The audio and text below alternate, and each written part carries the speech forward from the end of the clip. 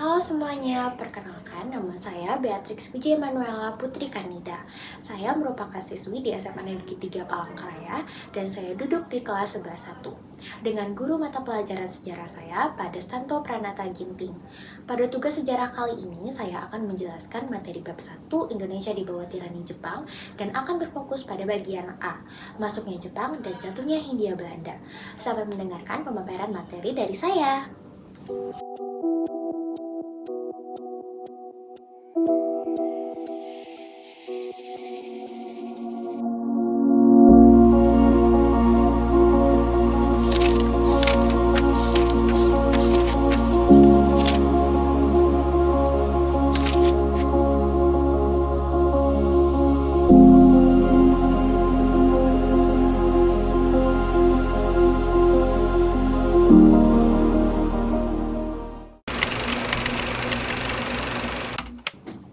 Jepang pertama kali mendaratkan pasukannya di Tarakan, yang berada pada Provinsi Kalimantan Utara. Jepang menduduki wilayah Indonesia dengan tujuan memperoleh cadangan logistik dan bahan industri perang, seperti aluminium dan minyak bumi. Lantas, mengapa Tarakan yang dipilih oleh Jepang? Jepang memilih Tarakan sebagai pendaratan pertama karena kekayaan sumber daya minyak buminya yang melimpah dan letak geografisnya yang strategis. Tarakan juga merupakan pusat penggilingan minyak penting Belanda yang krusial untuk bahan bakar mesin perang Jepang dalam Perang Asia Pasifik. Sekarang kita akan bahas apa saja motivasi kedatangan Jepang di Indonesia. Pendudukan Jepang di Indonesia berlangsung seiring terjadinya Perang Asia Timur Raya yang menjadi bagian dari Perang Dunia Kedua. Pada awalnya, Jepang ingin mengembangkan pengaruhnya di kawasan Asia Timur seperti Tionghoa, Taiwan, dan Korea. Dalam perkembangannya, Jepang berusaha memperluas dominasinya ke kawasan Asia Tenggara. Jepang memiliki dua motivasi untuk memperluas ekspansinya ke wilayah Asia Timur Raya, yaitu faktor politik dan faktor sosial ekonomi. Kita akan bahas terlebih dahulu tentang faktor politik. Faktor politik yang pertama yaitu Jepang menganut prinsip Hokoichiyo, yaitu ajaran Shinto yang mengajarkan tentang kesatuan umat manusia. Melalui ajaran tersebut, Jepang ingin menyatukan negara-negara Asia dalam kesatuan Asia Timur Raya. Lalu, faktor politik yang kedua yaitu adanya restorasi Meiji. Restorasi Meiji merupakan perubahan secara revolusioner Jepang di berbagai bidang, terutama militer, pendidikan, dan industri. Selanjutnya, kita akan bahas mengenai faktor sosial ekonomi. Terdapat 4 faktor sosial ekonomi. Yang pertama adalah kepadatan penduduk Jepang. Setelah restorasi Meiji, jumlah penduduk Jepang dari 30 juta pada 1930 meningkat menjadi 70 juta. Peningkatan jumlah penduduk ini mengakibatkan ketidakseimbangan struktur sosial masyarakat. Faktor yang kedua yaitu Jepang menjadi negara industri dan kapitalis yang kuat. Jepang menanamkan modal pada bidang industri tekstil, pertambangan, perbankan, dan perdagangan. Kapitalis adalah individu atau kelompok yang memiliki modal besar seperti aset, uang, dan alat produksi, serta menginvestasikannya untuk memperoleh keuntungan maksimal dalam sistem ekonomi pasar bebas. Lalu yang ketiga, yaitu perkembangan industri di Jepang tidak disertai perubahan masyarakat. Sistem feodalisme dan rendahnya tingkatan hidup masyarakat mendorong Jepang mencari pasar baru untuk memperluas hasil industrinya.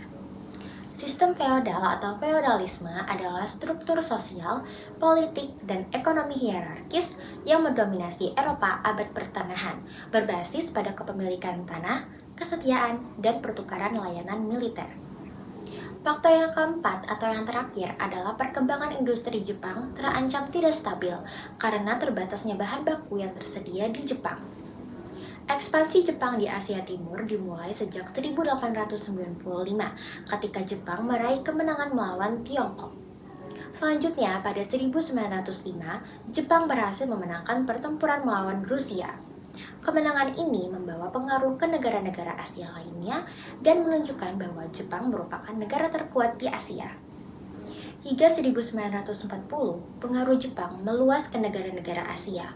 Pada saat yang sama, sebagian besar wilayah Asia Timur Raya masih dikuasai oleh negara-negara barat, seperti Inggris, Belanda, dan Amerika Serikat. Amerika Serikat dan Inggris tidak senang dengan tindakan Jepang. Akan tetapi, kemenangan Jepang atas Rusia pada 1905 membawa harapan baru bagi sebagian bangsa Asia untuk terbebas dari kolonialisme negara-negara Barat. Negara-negara Barat berusaha membendung ekspansi Jepang dengan cara menjatuhkan sanksi ekonomi dan perdagangan kepada Jepang. Selain itu, sejak 1 Agustus 1941, Amerika Serikat menghentikan ekspor minyak ke Jepang. Tindakan Amerika Serikat tersebut justru mendorong Jepang melancarkan ekspansinya ke daerah-daerah penghasil minyak, salah satunya Indonesia. Munculnya Jepang sebagai kekuatan besar di Asia Timur menimbulkan kekhawatiran bagi bangsa Belanda di Indonesia. Sejak kemenangan Jepang atas Rusia, keberadaan orang-orang Jepang di Indonesia mulai dicurigai pemerintah kolonial Belanda. Pada 7 Desember 1941, Jepang berhasil melakukan serangan terhadap pangkalan militer Amerika Serikat di Pearl Harbor, Hawaii. Sejak saat itu, Jepang berusaha mengendalikan wilayah-wilayah di kawasan Asia Pasifik, termasuk Indonesia. Nah, bagaimana kronologi kedatangan Jepang di Indonesia? Berikut saya akan menjelaskan kronologi kedatangan Jepang di Indonesia. Bermula pada 11 Januari 1942, Jepang mendaratkan pasukannya di Tarakan. Jepang menguasai daerah-daerah di Kalimantan, yaitu Balikpapan pada 24 Januari, Pontianak pada 29 Januari, Samarinda pada 3 Februari, dan Banjarmasin pada 10 Februari. Pada 16 Februari 1942, Palembang dan sekitarnya berhasil diduduki Jepang. Pada 1 Maret 1942, tentara ke-16 Jepang berhasil mendarat di Teluk Banten, Eratan Wetan di Jawa Barat, dan Kragan di Jawa Tengah.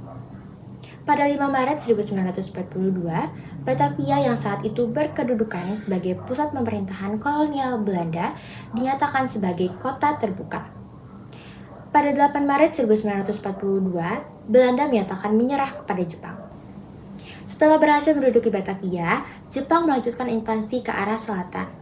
Kota pertama yang diduduki Jepang dalam invasinya adalah Buitenzorg atau Bogor. Pada 5 Maret 1942, pasukan Jepang bergerak dari Kalijati menuju Bandung.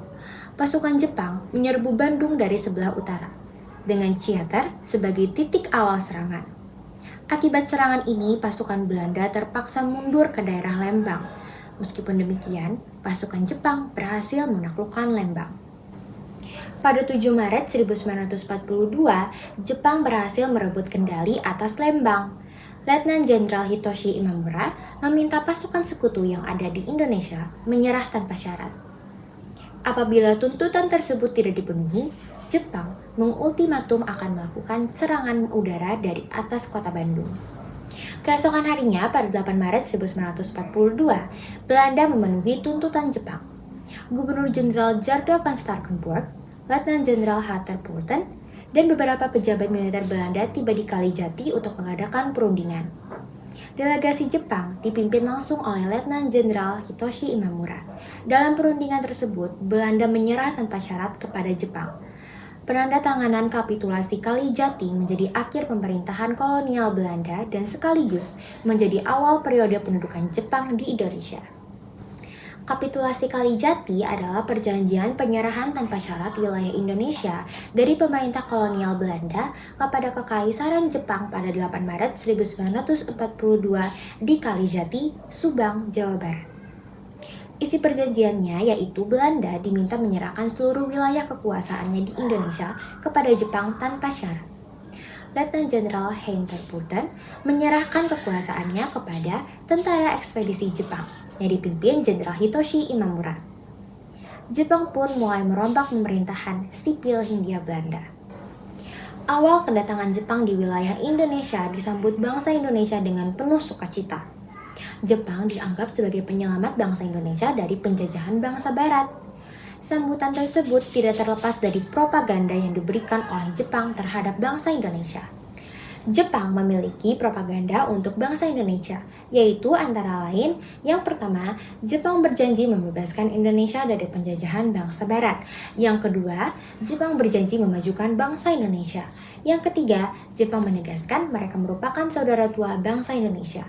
Yang keempat, Jepang mengizinkan penggunaan bahasa Indonesia setelah bahasa Jepang. Dan yang kelima, Jepang mengizinkan bendera merah putih dikibarkan berdampingan dengan bendera Hinomaru.